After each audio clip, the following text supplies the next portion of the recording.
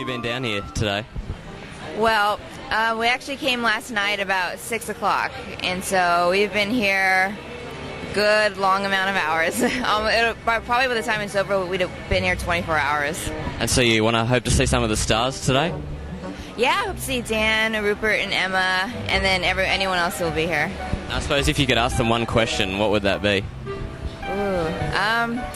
I'd probably ask them what they've taken away from this whole Harry Potter experience, because they've been thrown in it at an early age, so I just want to know what they've learned from it.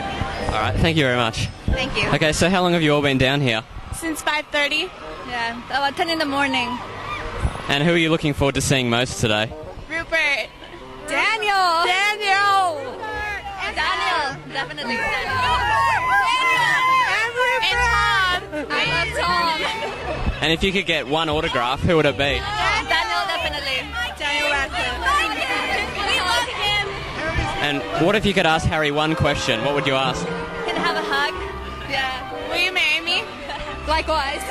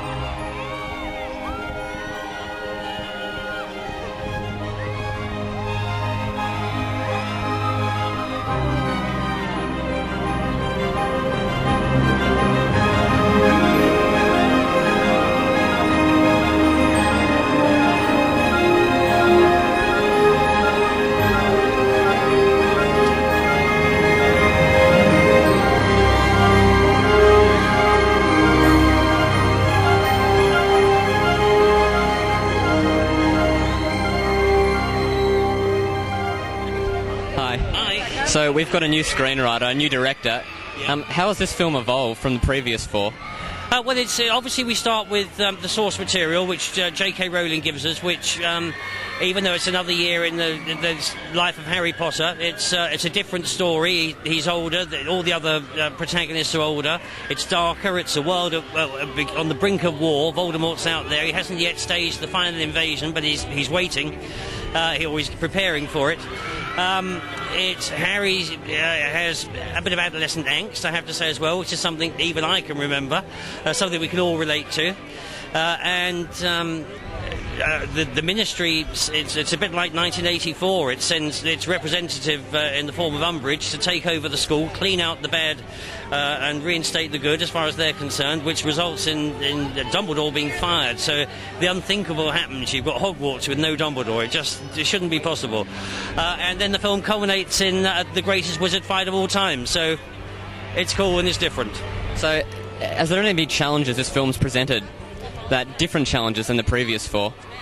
I mean, the great thing about these films is why we keep doing them as producers is they're incredibly challenging. They're challenging from the get-go to try and get. This was a huge book to get into a normal-length film. So for the screenwriter Michael Goldenberg, who did an absolutely brilliant job, it was a huge challenge, and for all of us to make sure that you have to kill some babies, unfortunately, and throw some things away that you really, really would like to keep in. But you have to make sure that you try and retain a strong narrative, a strong story throughout, from beginning to end, and don't sort of take too many detours at the expense of the story. So that was a real challenge, because it's such a big book to get down to a film. But they're just big movies. They're big, complicated movies. You know, the casting's always a challenge to fill the new roles, and physically and practically, they're big films to produce. But they're fun. We're really lucky. Well, thank you very much. My pleasure. This is the longest book. What would you say was the most challenging aspect to turn into a film? Just staying true to the spirit of the book. I mean, that's what was the guiding principle throughout, was just telling the best possible movie version of this story. And how do you think you captured Harry's character, his evolution? Because he's quite a moody character in this book. How did that come across in the screenplay? Well, yeah, as you're quite right. He's very angry and going through a really tough time, and I really identified with that because when I was 15, I had a pretty tough time myself. So it was pretty easy to identify with him and to kind of get inside his head. And we tried to put fans inside his head too. Well, thank you very much. Thank you. Hi. I wanted to ask you about the soundtrack, if that's all right. Oh, yeah. I worked with Nicholas Hooper before. I was like, how did the soundtrack progress as the movie progressed? You know, Nick. I went to film school, and when I graduated from film school, Nick wrote the music for my graduation film, and we've worked together ever since. So he's a very close collaborator. And what Nick does is he tends to write music for me before I've even started shooting the movie, which is really great because then there was a piece of music he wrote I could play to Dan and say, this is the theme between you and Sirius. And he could listen to that music and think about that music as he was thinking about his relationship with Sirius in the movie. So we used music in a really creative way, and then Nick would come in at the end of the process, obviously, and score it. So we've got a really close relationship, and he has a shed in his garden in Oxfordshire, in the village next to mine, and I go over and he works in his shed. I just wanted to ask, is Nick scoring number 6 as well? Yes, Nick's scoring number 6. Excellent. Yeah, cool. I'm glad you liked his music. I'll let him know. Oh, brilliant. I'll let him know. That's cool. Good. Warner Brothers, what ideas sparked in your head to do that? Well, I read the book before it was published. I went back to London, I read the book, and I loved it. It was really as simple as that. I loved the book. Ron, Harry, and Hermione were characters I could relate to. I'd been to a school like Hogwarts, without the magic, but a British public school. That we all have teachers who we like, teachers who we don't like, friends who we like, or friends who we make, and friends who we fall out with, and it's all very relatable. So, frankly, it was just something that I could connect with, and also there was all this fantastic magic. Who wouldn't want to go to a school like Hogwarts? How did you get the magic from the books to put it in a film? I mean, go from imagination to visual. Well, Joe Rowling provides us with a key to that. She's got these fantastic books. They provide us with glorious source material, and we've got great, really creative art production designers and artists who help visualize these things, and visual effects people. So it's a big team effort. You were going to Half-Blood Prince, right? Sorry? Half-Blood Prince? Half-Blood Prince is next. Awesome. Thank you very much. Nice to meet To you. ask you what stage Half-Blood Prince is at the moment. We start shooting in 11 weeks. September, I think it is. Yeah, I mean September we start shooting. It's not even 11 weeks. We start shooting September, which is around 8 weeks away, and we're casting, and so we're well on the way. Thanks. Thank you very much. How has the friendship between Ron, Harry, and Hermione changed since the last film? Yeah, I mean, it's really, like us in real life, we've got a lot closer, and in this film it's a lot about the sort of friendship and how they team together with Dumbledore's army and fight Voldemort. So it's, it's really good film. How has your character evolved in this film since Goblet of Fire? Ron has changed quite a bit. I mean, he's matured a lot. Since in the fourth one, he was going through quite an awkward stage with girls and getting jealous and falling out with Harry quite a bit.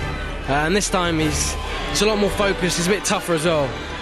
So it was good fun to do that as well. When are you going to get a girlfriend? When? Yeah. I don't know. Ron gets a girlfriend in number 6. So. Oh, really?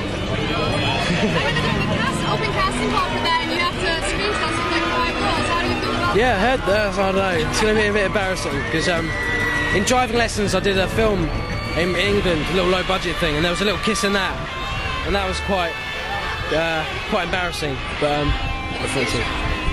Oh yeah. Is he wearing a Ron shirt? I don't think so. Film in this movie? Anything with Gary Oldman, to be honest, because I look up to him so much, not just as an actor but as a person. You know, to be able to work with him was incredible for me. So I saw Rupert wearing a Harry shirt. Where's your Ron shirt? I mean, Has he worn a Harry shirt today? That's brilliant, actually. I've only just seen that. That's exceptionally funny. Yeah. Oh, well, that's just because Rupert's in love with me. That's the story that everybody's been waiting for 5 years, and yeah, no. Where's my Ron shirt? It is under here. It's just low. Yes. so how has your character grown in this film? She's kind of a rebel in this one. She's really up for breaking the rules and stuff. It's really cool. She really comes into her own. It's really good. What do you think about this whole Hermione-Ron thing that everyone's speculating about? Oh, I think there's a lot of truth in it. I definitely think Hermione and Ron will get together in the 7th, or at least I hope so. I think they'll be a really good couple. I love the movie, so you've seen all the films? Yes, I have. Eagerly looking forward? Worked on the first few on the digital effects side. Oh, really? So you're eagerly looking forward to this film here? Oh yeah, absolutely. I mean, they've always created fantastic worlds with great stories and characters. So, well, enjoy it. Thank you, appreciate it.